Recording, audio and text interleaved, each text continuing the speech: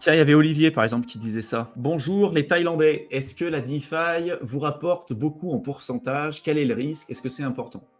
Ah, je te Alors laisse justement, en répondre, fait, Olivier. ça dépend, vraiment de la personne et de ton niveau de risque. On a pareil développé un outil en fonction de ta stratégie. C'est-à-dire que sur ton portefeuille, tu vas pas mettre 100 dans la DeFi. Ça serait une erreur parce que globalement, tu as un niveau de risque qui est plus élevé que si tu vas mettre, juste sur une ledger et que tu le laisses, en cold wallet bien froid.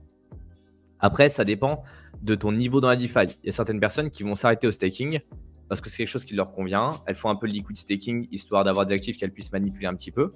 Et à côté de ça, on va avoir des personnes qui vont aller chercher dans les pools de liquidité, qui vont commencer à jouer un peu avec les impermanent loss. Il y en a qui vont chercher du delta neutre, il y en a qui vont chercher du double, du triple staking. Donc voilà, l'idée, c'est de vraiment d'échanger avec les personnes sur toutes ces thématiques-là. Après, de notre côté, plus on va avoir des capitaux qui vont être conséquents, plus on va les mettre sur des niveaux de risque qui vont être plus faibles, tout simplement parce qu'on n'a pas besoin d'aller chercher des pourcentages qui sont hyper élevés. Comme on le disait, il y a quand même une corrélation entre les rendements que tu vas obtenir et le niveau de risque que tu vas prendre. Aujourd'hui, nous faire du stacking avec des protocoles qui sont sur du 10-12%, globalement, ça nous convient très bien, sous condition que la tokenomics soit très intéressante derrière.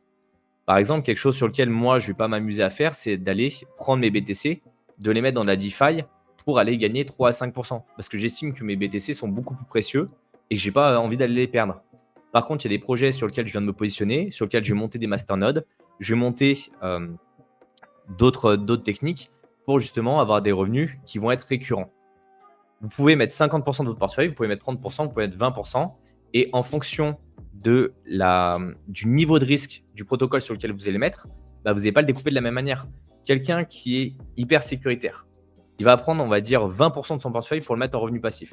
Sur ces 20%, il va peut-être en mettre 50% en stacking et 50% dans un pool de liquidité.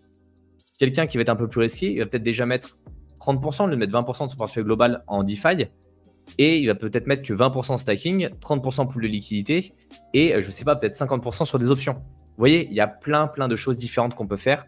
Et de notre côté, plus on va avoir de capitaux, plus on va aller sur des protocoles qui vont être moins risqués avec des rendements qui vont être moins élevés parce qu'on va plus avoir besoin d'avoir les mêmes rendements en fait.